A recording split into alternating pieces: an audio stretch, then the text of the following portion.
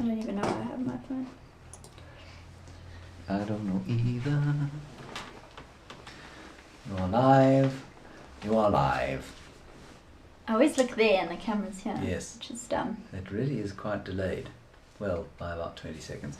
Good evening and hello everybody that is watching us on the interweb this evening. Feels shy all of a sudden. Yes, she feels shy suddenly. The atmosphere in our home this evening, in case you're wondering, is chilly. Not personally chilly. Personally, it's as warm as it always is. But physically, it's a little chilly. But that's okay. I hope you've all made it through your weeks and that you are comfortable wherever you happen to be in the world, and those in the Northern Hemisphere. I hope things are warming up. My sister, who lives in Edinburgh, had a wonderful weekend of springtime last weekend. They went down to the beach and the temperature was 13 degrees Celsius. Toasty. Very toasty warm. For those of you who operate in Fahrenheit, that is roughly 45, maybe 50 degrees Fahrenheit, and they were on the beach. So it sounds really balmy there in Edinburgh. Safaman says, a beer brew? Question mark, yes, question hello Safaman. I've decided that I enjoy having a Friday beza. I don't know why I've suddenly decided that, but I have one Friday beza and I go to the little bottle store across the road. Oh, you go? I went last week. Okay, but who went this week? You went this week, sorry. One of us goes to the little bottle store across the road, excuse me for living, and buys a single bottle of a different kind of craft beer each week. Abed wants to know what beer it is. And this one is called Devil's Peak. Boldly claims to be the best lager in South Africa. Everyone's talking about the weather, cold, warm. It's Jenna quite Roberts nice. says very cold in the Eastern Cape. Yes, I'm Jenna, sure. I think the Eastern Cape is quite cold. My parents, of course, are in the Eastern Cape, so look out for them. Angry sort of guy, slightly taller than me, will be my father. He's got a bit more hair. And my mother will be, well, she'll be with him. She'll be quite anxious, but otherwise friendly. Look out for them. We've got a question about Yes. Botswana. Robin says, how long does it take you to set up exterior car shots like when you drive by? Oh, Robin, Long it doesn't time. take that long at all because most of those are shot with the GoPro, so the settings are all done internally. You don't have to change too much. You can't change the focus, you can't change the length or the sort of framing too much. So yeah, it doesn't take very long. We could probably take slightly longer over it, but no, it doesn't take very long at all. The main thing we wanted to talk about regarding Botswana this week is a story that we've forgotten to tell, and that is the story of the lost SD card. Now, I'm just trying to remember exactly how it went, but I hope we didn't tell the story. No, we didn't We'll tell the story. repeat it anyways. Absolutely terrifying few hours of our lives. We were on the Chobe riverfront, staying at Ihaha camp, and we had to be very careful each night about dumping our footage because there was no way to charge the laptop that we needed to dump the footage on in the car. And so we only did it every 2 or 3 nights. Normally what we do is every night you dump the footage, you back it up on a second hard drive, and then you feel satisfied and safe that all your footage is okay. But we just couldn't do that this time, and so we had to keep it on the little SD cards.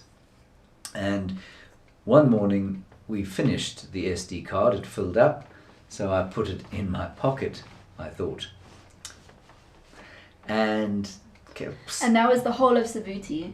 no, Well, no, it was- no, it wasn't. It was, Oh, it was, yeah. It was It was Savuti, the the lions. So we had a Savuti, Yeah. the wildebeest, Yeah, the whole first day of Chobe, yeah. and the Or the second sable. yeah, It was the indigo bird. the indigo bird, half the elephants. No, it was a disaster. And baboons, a lot Yeah, of the all baboons. And anyway, I put the card in my pocket and we drove home, and that night I was going to dump the footage. And I took the cards out of the camera and I dumped the stuff on the camera and I put it in. Then, wasn't it? And it was getting dark and I put my hand in my pocket and I went cold. Absolutely cold. There was no SD card in my pocket. And I then had to confess this, of course, to the person who was going to be responsible for editing the whole thing into some kind of watchable series, coherent series. She took it rather well, I thought, because I think she saw that I'm I the was... calm one in the relationship. Yes, she is much calmer than I. I, of course, by that stage was swearing and cursing and hating on myself to a level that was probably would have been disturbing had there been anyone else in camp. Well, there and was. In fact, there were. The two French kids, Decided that was the perfect time. the German kids came down to visit our camp. They were youngsters, sort of 20 years old, odd. They were having a fat chat, and I didn't stop. I don't think I even said hello to them. I was with my torch staring at the ground, and I traced my steps all over the camp. I checked the bathrooms. I checked where we'd stayed the night before. I had visions of this card being on the ground where I had made the exchange, which was at a picnic site way in the distance. Had done all the poos on the table. Where the baboons had been to the loo, and baboons would happily pick something like that up, take a bite, and then toss it somewhere else. And eventually, after about an hour and a half, we shook out you shook out my sarong. Yeah. And it fell out of there. And I don't really know how it got in there, except because I'd changed in the shower. That's what had happened. I had taken my kit off in the shower, obviously, as one does, put on new kit and wrapped up my old kit in the towel, taken it back to the car and left it. And obviously the card had slipped out of my pocket into the sarong or towel, which was, it was a terrifying time. And what's the moral of that story? I'm not sure. What is the moral of the story? Don't put SD cards in your pockets. There we go. It's a good moral. Or give them to me. The responsible one. She likes to say that. She likes to think she's the responsible anything? one. Have I lost anything? No, you haven't. You're but the one who you're can't not very find the good at car data keys. capture. Yeah, but at least I won't lose it. Quite. Also, are you going to tell the sad story that you told me while you were Which looking? About you as a little boy losing your money. Oh, yes. That's a very sad story. You told me the sad story Yes. as we were looking. Yes, in fact, I told this to garner some sympathy, and it worked. I remember once, I've always done this, I've been absolutely hopeless at keeping anything, from watches to wallets to bank cards to you name it. And it's been a source of great frustration for my poor father. My mother's a bit more sympathetic. I'm not sure why, because she doesn't lose things. But my father's been very frustrated by it. And I remember once we were somewhere in the Western Cape, I think at Great Brack, and I had decided that I wanted to be a fisherman, and my father gave me and my brother R5 each to go off and buy some fishing equipment. Now R5 in those days was a fair amount of money, probably the same as, I don't know, 150, maybe 100 rand would be today. I don't know. You weren't born yet, actually. No, you were a long way from being born. Anyway, I got into the shop. I was very excited. My brother had his R5. He's never lost anything in his life, and he bought his stuff. And I got to the counter, and I had a little fishing kit thing, like a Tupperware, and a few swivels and one or two sinkers and a float and some hooks. And I put it down on the counter, and the guy rung it up, and it was about R4.60, say. And hand in the pocket, no money. Gone. Never found it again. Dad wasn't happy. I had to use old fishing equipment. Such a sad story. It is rather. Oh, Right. okay. Yeah. Are there any other questions? We should move on. We've only got 10 minutes. That was a long story. Gareth said that I get to drive the 4x4. I was too scared to drive this She one. refused to drive it. I'm And a she terrible promised driver. she would. No, she's in the bush. You're not a terrible driver. She's just she's not confident driver, and that makes her not want to drive. So I did all the driving. I'll drive next time. That's what you maybe. said this time. I drove. Yeah. Yeah. I just felt I didn't want to get stuck in the mud, and there was a lot of mud. There was quite a lot of mud. Anyway. So it made me feel nervous. It was fun. Yeah. Okay. Moving on. Kirsten Sorry. has other jobs. I'm a disappointment. Very valuable. Yes. No, I'd rather you did the cooking than the driving. I'm happy to drive. Yeah. Questions. Is there anything else we want to talk about with this episode? It's the last one. This is the last episode. Oh yes, this is the very last episode of the Botswana sojourn. I don't think we need to tell you anything else about it other than to say it is there's a bit of a blooper reel at the end, which is quite fun. So enjoy that. And the next series we'll do will be the Wildlife Act series, and that will start not next week, the week after. I think. Didn't we say that? So next week, Friday, we'll put out a little teaser. A little trailer, and then the following week, and we'll do a live before that, I think. Before the first episode. We'll have a live chat, so we can discuss that. If everyone wants it, you can raise your hand. Yes, please wave your hand. Beard, you say that your wife is like you, and that we both need a purse. We do. The problem is I would then lose the purse, unless it was sewn to my person somehow. I'm not sure which bit of skin I'd accept that it'd be attached to, but yeah, I am with you. It's a disaster. Everyone's talking about the marshmallow club. Yes.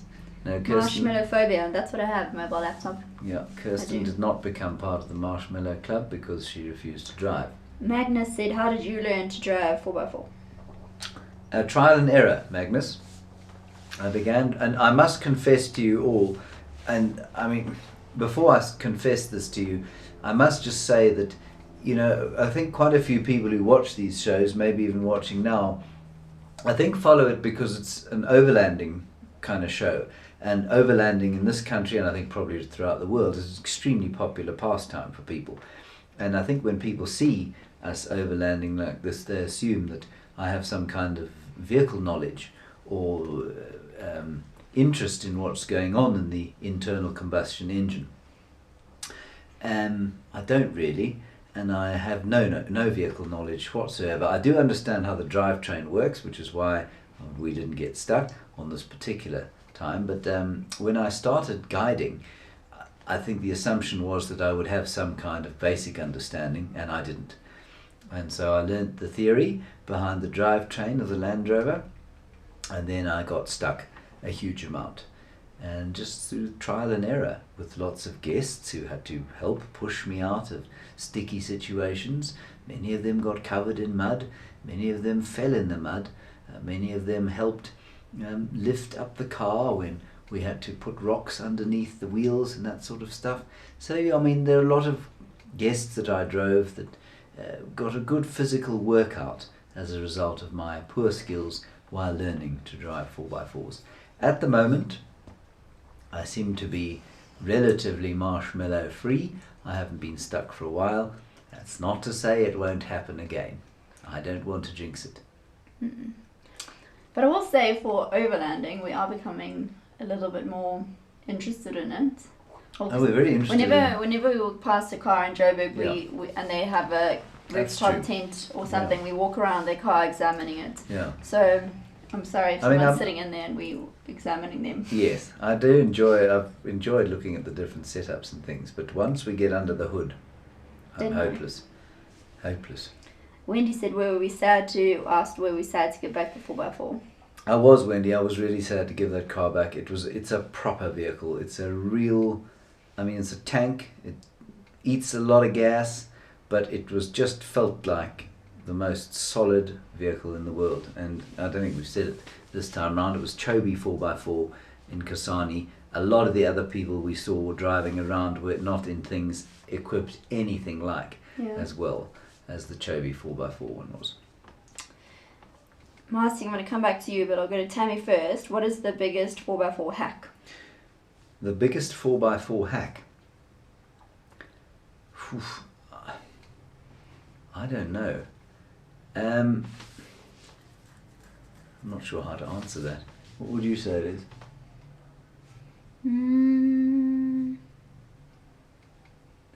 I don't think there is one. I think you've got to learn to drive the car. You have to learn... The hack would be for me to drive. Yes.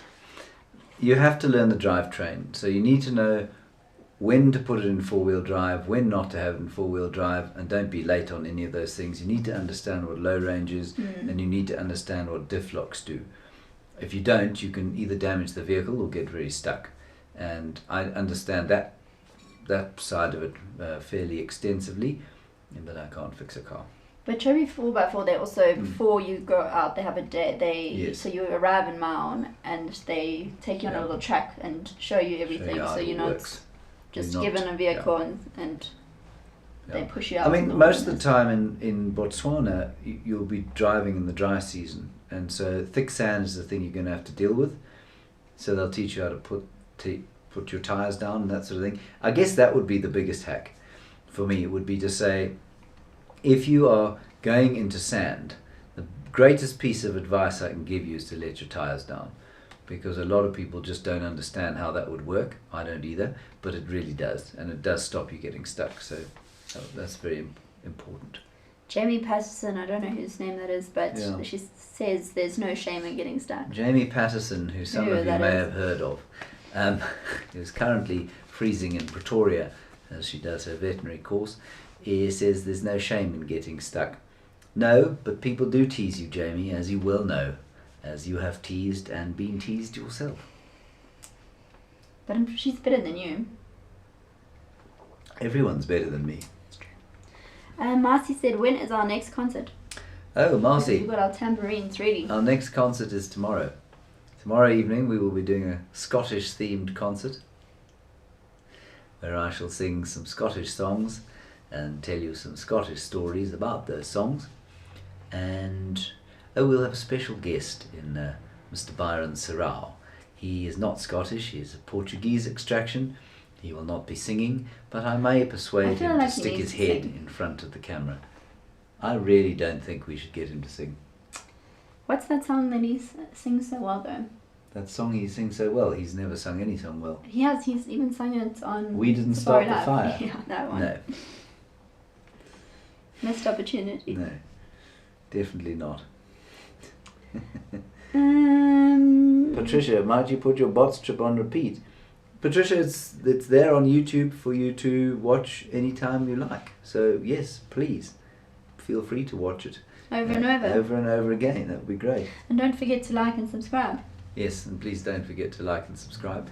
And also follow on Instagram if you don't mind. I mean, none of these things are going to cost you anything, and they really do help, because what it does is that it helps us take our social media presence to market, if you like, and that helps us get trips and allows us to go and do things, hopefully get some equipment that will allow us to improve the offering that we give. So a like and a subscribe here and on Instagram would be massively beneficial. Thank you. Thank you. Yes. Good. Everyone's excited for Byron. Everyone is exciting for Byron.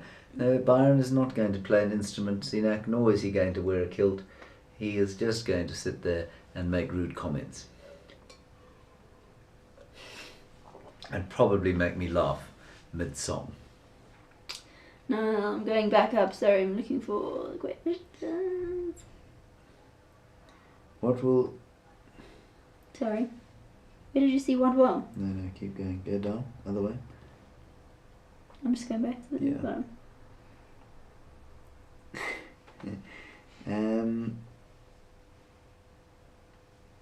Kids in the Bush featuring the nephews. We would like to do that, and we did think of something similar, Kids in the Bush, including my nephews.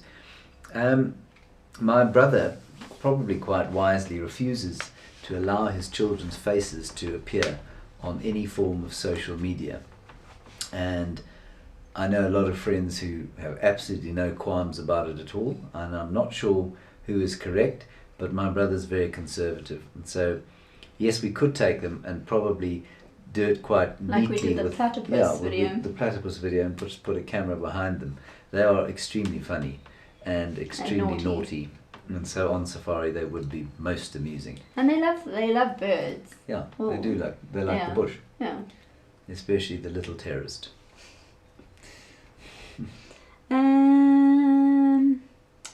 Stray SD cards, pillbox containers. Yes. Glenn, when will your Gabon trip begin? Glenn, we don't know about that. We are putting in a pitch for a show. So if anybody knows a TV executive out there who would like a really amusing wildlife show, let us know. And the idea is that we'd drive from Cape Town up to Angola and through Namibia, knock around there for 6 episodes, and then probably fly into Congo, Brazzaville, and drive around Congo and Gabon. Mr. Blumenthal hasn't Mr. Blumenthal of the British Broadcasting Corporation has not got hold of us yet. We do await his call. And on that note, we're going to go live. Thank you. Well, no, we're not. We're going to go off live. We are live. We're going to go off live and allow you to watch this week's episode of the Botswana Adventure, the final. Thank you so much, and good night. Cheers. You have to turn it off.